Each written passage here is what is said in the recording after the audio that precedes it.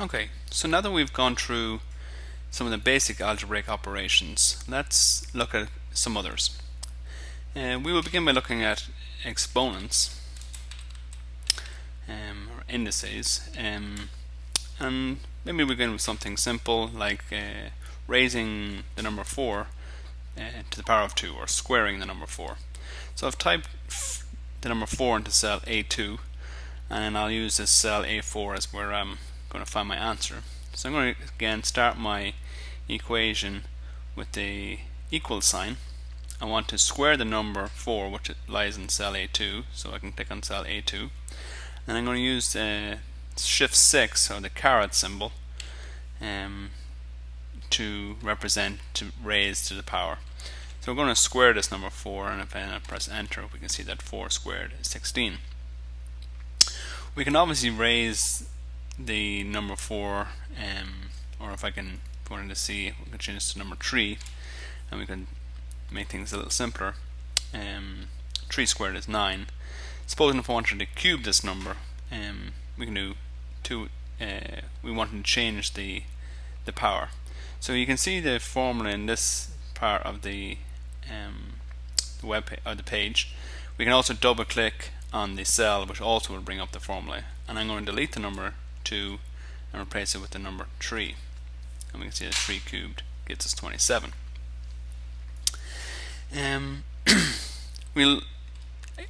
You'll see quite a lot of exponents when we describe things, when we raise things 10, the number 10 to a certain power to represent very large quantities or very small quantities. So assuming we had 1 millimeter, which we know is 1 by 10 to the power of minus 3 meters, assuming we want to represent 1 millimeter in scientific notation, we could do this 2 ways. So you know that 1 millimeter being 1/1000th of a meter, this is 1. Multiply again is the star symbol, or shift 8. We want to multiply that by 10 to the power of -3, and we get this quantity 0.001, which is correct. We can shorten this notation, the star 10 caret symbol, in Excel by using the letter E. So rather than writing by 10 to the power, we can, using the caret symbol and the multiplier symbol, we can use this by saying 1e, where this e represents by 10 to the power, and then type in our exponent. So 1e to the -3 gives us the same answer, and that's how we will shorten rather than doing this all the time. It's much easier to do again 1e to the -3. Okay, so that's exponents in scientific notation. Okay, suppose that we now want to find the square root of a number, and we'll start with a number that we're familiar with. So I want to find the square root of 25. So the square root may not be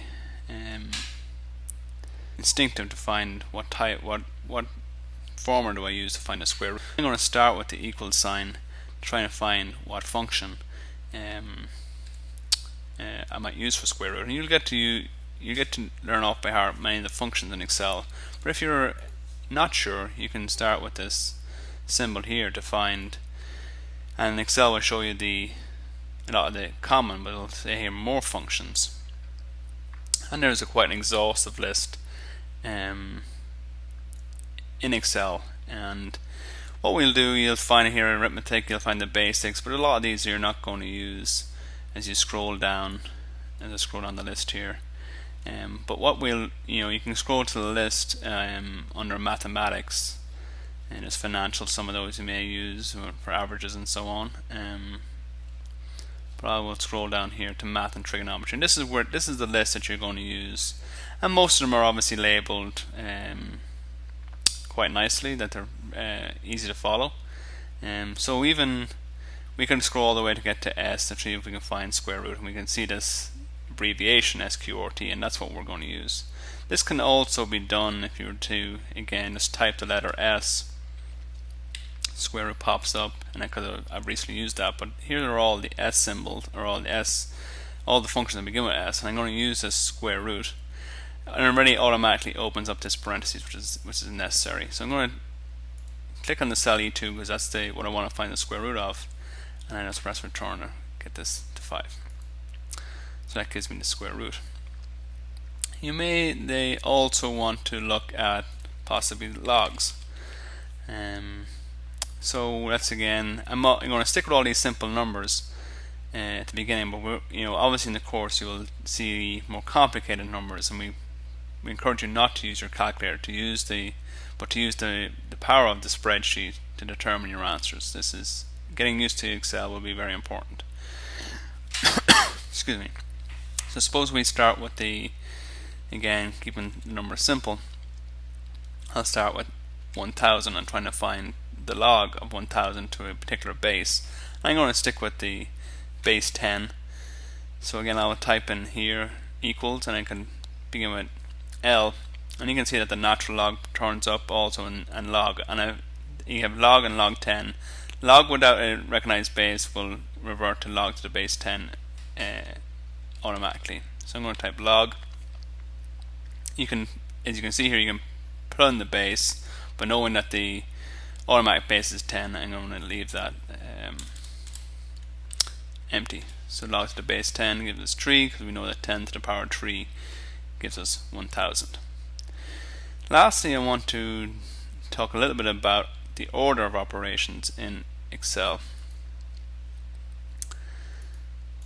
So I'll type this in. So the order of operations is something that you may have seen back in middle school, high school, and talking about in what order do we complete operations, and then also the use of parentheses. So without any parentheses, Excel will follow the rule bedmas. And what does that mean? So that's brackets, exponents, division, multiplication, which are ranked equally,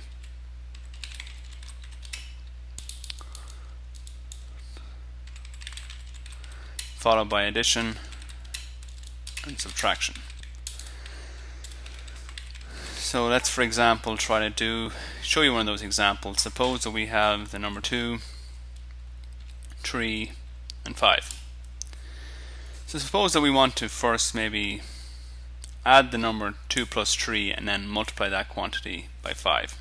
So I could type in here this cell plus this cell multiplied by 5. Now, assuming that I want to do the 2 plus 3 first and then multiply by 6, but if I don't use any parentheses, we'll find that this number is the number followed by Excel's order of operations. That Excel will rank and correctly rank multiplication as a higher order of operations than addition and subtraction. So we really encourage you to use the order of operations, use parentheses rather than trying to trust this particular order. So if I really wanted to add 2 plus 3 and then multiply by 5, I should use parentheses around 2 plus 3 sum and then multiply to give us 5 times 5. So we can again double click in here to find the equation. So I'm going to place the parentheses around this sum, the A4 plus A5, which means that brackets will always come first. Again, going back to that early mathematics. So 2 plus 3 should gives us a 5 times 5, which will change our sum. And so we strongly encourage the use of parentheses as you work through Excel.